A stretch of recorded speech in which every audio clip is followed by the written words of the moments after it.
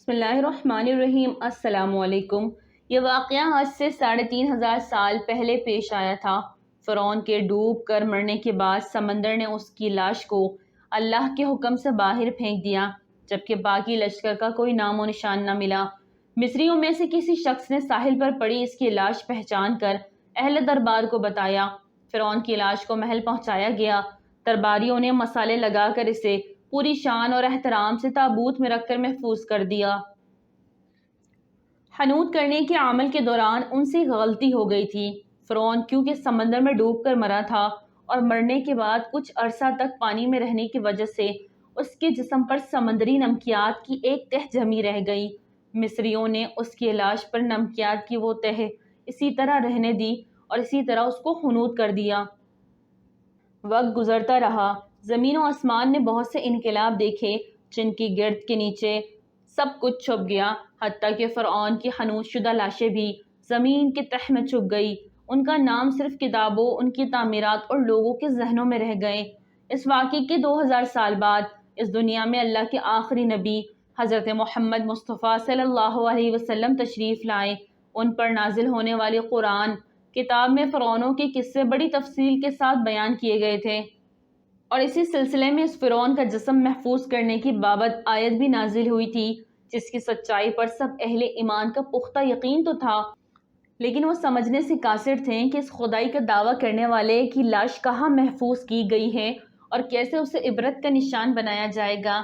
1871 میں مصر کا ایک شہر الغورنیہ سے تعلق رکھنے والے غریب اور معمولی چور احمد عبد الرسول کو فرعونوں کی حنوط شدہ لاشوں کی طرف جانے والے خفیہ رستے تک رسائی مل گئی۔ احمد عبد الرسول نوادرات چوری کر کے بیچا کرتا تھا۔ ایک دن وہ دریائے نیل کے کنارے کے قریب طبیسہ کے مقام پر اسی سلسلے میں پھر رہا تھا جب اسے ایک خفیہ رستے کا پتہ چلا۔ وہاں نوادرات کی چوری کے لیے جگہ کھود رہا تھا کہ اسے دوران کچھ لوگوں نے پکڑ لیا اور پولیس کے حوالے کر دیا۔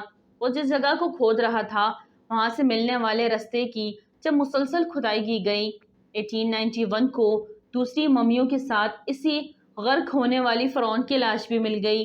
اس کے کفن پر سینے کے مقام پر اس کا نام لکھا ہوا تھا۔ ان ممیوں کو ماہرین قاہرہ لے گئے۔ جب ان ممیوں کا تفصیل سے جائزہ لیا گیا تو فرعون والی ممی پر جمی نمکیات کی تہ سے تصدیق ہو گئی کہ یہ وہی فرعون ہے جسے اللہ نے پانی میں غرق کر کے بدترین انجام سے ہمکنار کیا تھا۔ یہ بہت بڑا واقعہ تھا۔ اس کی تصدیق کے لیے دنیا بھر کے ماہرین، آثار قدیمہ اور سائنسدان مصر کی طرف امٹ پڑے۔ مختلف سائنسی ٹیسٹ کرنے کے بعد دنیا بھر کے سائنسدانوں نے تصدیق کر دی کہ دوسری سب لاشوں کی نسبت صرف فرعون کی لاش پر ہی سمندری نمکیات کی تہ جمی ہوئی تھی۔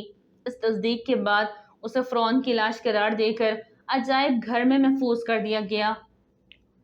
1982 میں فرعون کی ممی خراب ہونے لگی تو اس وقت کی مصری حکومت نے فرانس کے حکومت کو درخواست کی کہ فرعون کی ممی کو خراب ہونے سے بچایا جائے، نیز جدید سائنسی ذرائع سے اس کی موت کی وجہ بھی معلوم کی جائے۔ چنانچہ مصری و فرانسیسی حکومت نے مل کر ممی کو فرانس لے جانے کا انتظام کیا۔ جب فرعون کی لاش کو فرانس پہنچایا گیا تو ایئرپورٹ پر اس دور کے فرانسیسی صدر بذات خود حکومت کے اعلیٰ عہدیدار تمام وزراء اور فوج کے افسران کے ساتھ استقبال کے لیے موجود تھے۔ فرعون کی لاش کا استقبال کسی عظیم زندہ بادشاہ کی طرح کیا گیا۔ فوجی دستوں نے سلامی دی۔ فرعون کی ممی کو ماہر ڈاکٹروں کی ٹیم کے حوالے کیا گیا۔ اس ٹیم کی سربراہی ڈاکٹر موروس بوکائی نے کی تھی۔ مائکروسکوپک ٹیسٹوں کے ذریعے ممی کی تمام اعضاء کا باریک بینی سے جائزہ لیا گیا تو معلوم ہوا اس کی لاش اور جسم میں سمندری ذرات ابھی تک موجود ہیں اور موت کی وجہ بھی پانی میں ڈوبنے کی وجہ سے ہوئی تھی۔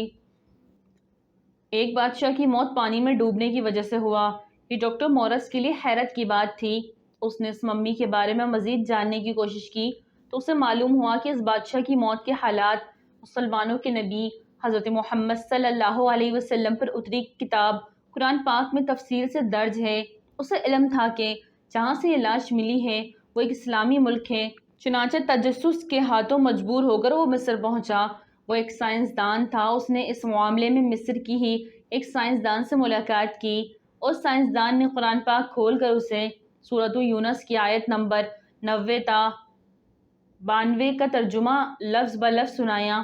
فرعون کا خدائی کا دعویٰ، اس کا پانی میں ڈوب کر مرنا اور پھر پانی سے نکال کر اس کی لاش کا حنوط ہو جانا اور پھر دوبارہ لاش کا ملنا اور پھر اس کی لاش کو جدید سائنسی دور میں دوبارہ محفوظ کیا جانا، سب کا اشارہ ایک جانب تھا اور وہ واضح تھا، تجھے بعد میں آنے والوں کے لیے عبرت کا نشان بنا دوں گا۔